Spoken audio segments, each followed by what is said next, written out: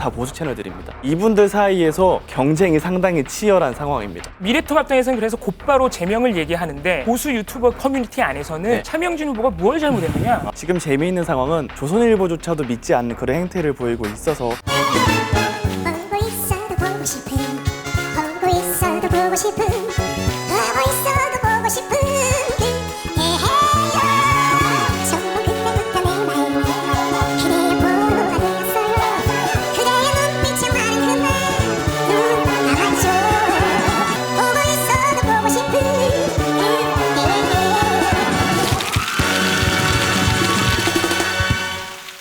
네, 이번 21대 총선은 유튜브 총선이라는 말이 나올 정도로 유튜브의 영향력이 컸다는 분석들이 나오고 있는데요. 여야를 가릴 것 없이 후보들이 각종 유튜브 채널에 출연해 지지를 호소하기도 했었죠. 유튜브 총선 확증 편향에 빠지다 함께 이야기 나눌 두 분 모셨습니다. 이봉우 민주언론시민연합 모니터 팀장 그리고 금준경 미디어오늘 기자 두 분입니다. 안녕하십니까? 안녕하세요. 안녕하세요. 반갑습니다. 민주언론시민연합이라는 언론시민단체에서 일을 하고 있고요. 이번 총선 기간에 유튜브를 포함한 언론 모니터를 담당했었기 때문에 네. 불러주신 것 같아요. 저는 미디어오늘이라는 이제 미디어를 취재하는 매체에서 과거에는 포털을 취재했고 지금은 가장 핫한 유튜브를 취재를 하고 있고 뉴미디어 분야를 주로 취재를 했습니다. 자, 금 기자.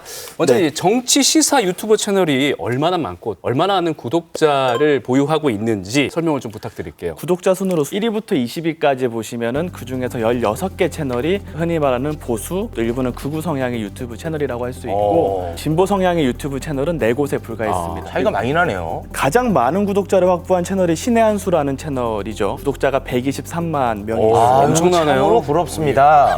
이 채널 같은 경우에는 미래통합당에서 당의 거의 공식 행사에 초청을 해서 당 지도부에서 보통 인터뷰를 할 때 일정을 공지하거든요. 주요 방송사에. 거기에 포함될 정도로 뭐 오늘 대표가 신의 한 수 인터뷰한다 이런 식으로 홍보를 할 정도로 이 당이 상당히 주력을 했던 채널이라고 할 수 있습니다. 영향력이 대단하네요. 네, 맞습니다. 상위 10개 보수 유튜브가 많다 보니까 그쪽에서 나오는 이슈들, 의혹들을 주로 보게 됐는데요. 이번 총선 기간에는 아무래도 코로나19와 관련된 왜곡 정보들이 좀 많았습니다. 왜곡이라는 게 네. 중요합니다. 이게 사실 유튜브 안에서만 돌면 그렇게 큰 문제가 안 될 수도 있는데요. 네. 이게 문제는 이게 공론장에 본격적으로 침투를 한다는 것이죠. 기성 매체가 별다른 검증 없이 받아쓰고 그거를 또 정치권에서 그대로 받아서 행동에 나서는 경향이 있습니다. 이번 총선 기간 같은 경우에는 차이나 게이트가 대표적인 사례였습니다. 2월 말부터 차이나 게이트가 일부 인터넷 커뮤니티에서 나오기 시작했는데 설마 했는데 3월 초에 곧바로 기성 매체, 아주 큰 메이저 매체들이 받아 썼습니다. 받았습니다. 비슷한 시기에는 미래통합당이 차이나 게이트 방지법을 만들겠다 이렇게 말씀도 하셨고 그 수괴라면서 한 트위터 이용자를 고발하기도 했습니다. 저희가 뭐 팩트 체크하는 예. 코너는 아니긴 합니다만 그게 다 사실은 아니었던 거죠. 이게 굉장히 무리한 네. 근거가 부족한 주장입니다. 외국 정보. 그렇다면은 이런 보수 유튜브에서 나온 이슈들이 이번 총선에 얼마나 영향을 미쳤을까요? 100만 이상의 구독자라고 해서 여론을 좌우할 거다. 선거판을 흔들었을 거다라고 보는 건 좀 과언인 것 같고 선거라는 거는 사실 중도층에 대한 공략이잖아요. 이 정당을 지지하지 않는 사람들, 관심이 없는 사람들을 설득하는 행위인데 집토끼라고 비유를 하죠. 이 보수 유튜브 채널을 구독하는 분들은 이미 그 당의 지지자분들, 그중에서도 강성 지지자분들 중심으로 구성이 돼 있기 때문에 이미 설득이 된 사람들에게 점점 더 강한 메시지를 주는 그런 소통 수단이 됐던 것 같고 실제로 이 채널에서 그동안 주장해왔던 얘기들 5.18에 대한 날조와 왜곡, 네. 세월호에 대한 좀 모욕성 발언들 이런 것들이 대중의 정서와는 상당히 괴리돼 있었잖아요. 그렇게 입맛에 맞는 보수 유튜버 채널만 보수 지지자들이 보니까 당연히 보수가 이길 거라고 생각을 한 거겠네요. 이제 필터 버블이라고 하죠. 그러니까 쉽게 말씀을 드리자면 필터가 씌인 상태에서 보고 싶은 것만 보게 되는 현상이 유튜브 시스템 특성상 좀 있는 것 같아요. 내가 구독한 채널을 중심으로 보고 내가 본 영상을 바탕으로 내가 좋아할 영상을 계속 추천해주기 때문에 그런 필터 버블이 점점 강력해지는 맥락이 있었던 것 같고 그래서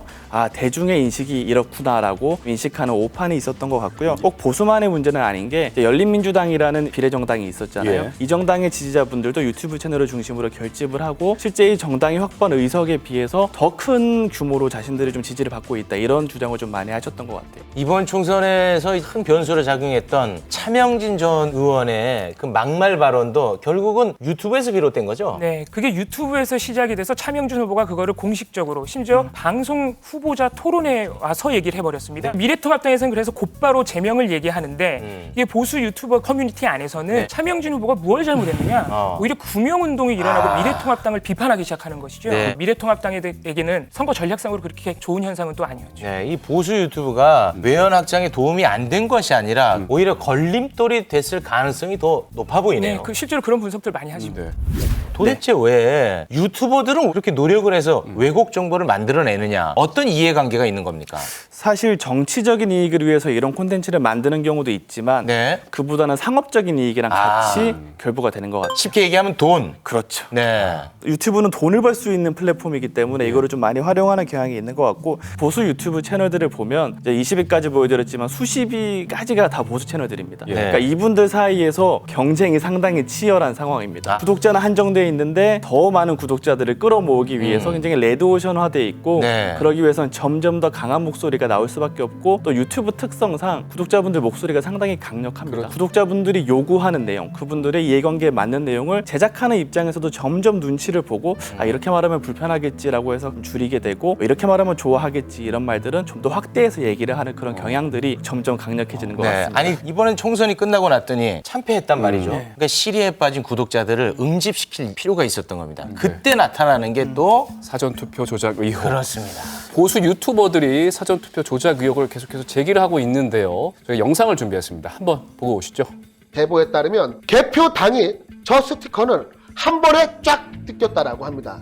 즉 누가 이전에 스티커를 훼손하고 들어가서 사전 투표지를 훼손했을 가능성을 관내 사전 투표하고 당일 사전 투표 비율을 보면 지지율 비율을 보면 완전히 달라요. 완전히 이게 이상하다는 거예요. 이게.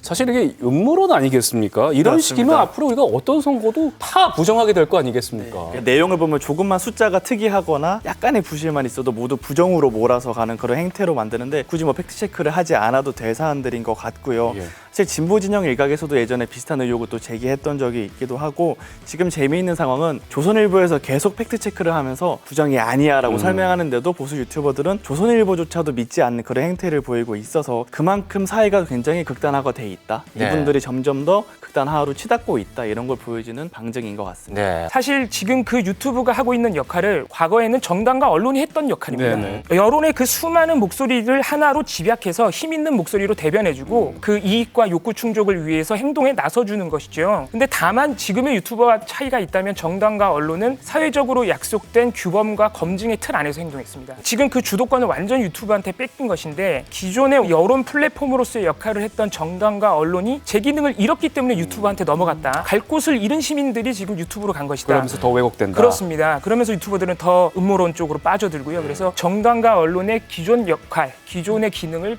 회복하는 것이 급하지 않나 이런 생각도 해봐야 될 것 같습니다. 이 끝으로 덧붙일 말씀 있으면 한마디 부탁드리겠습니다. 네, 우리 더 라이브 같은 프로그램이 더 많아지면 됩니다. 고맙습니다. 네. 예, 예.